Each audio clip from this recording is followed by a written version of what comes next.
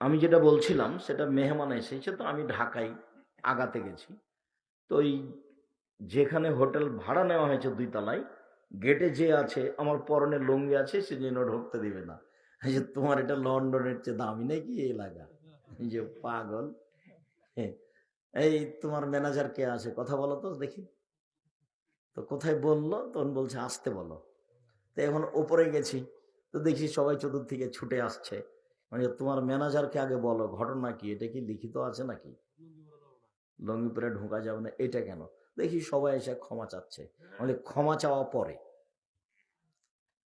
ঘটনাটা কি সেটা আমাকে শোনাও।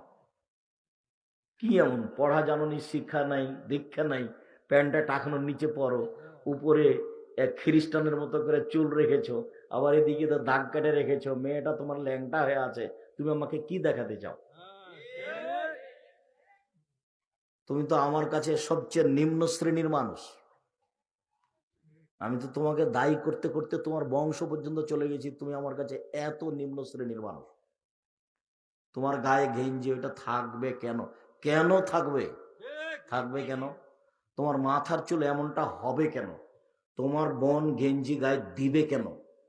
ওর রক্ত মুসলমান, ওর গোস্ত মুসলমান, ওর শুক্রকীট মুসলমান, ওর জন্ম মুসলমান, ওর বংশ মুসলমান, ওর জাতি মুসলমান, ওর নিজস্ব নীতি আছে।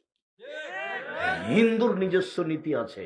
বিবাহ হয়ে গেলে কপালে কি দেয়? এখানে সিথিতে সিঁদুর দেয়, হাতে একটা কি থাকে? শাখা থাকে সোনা।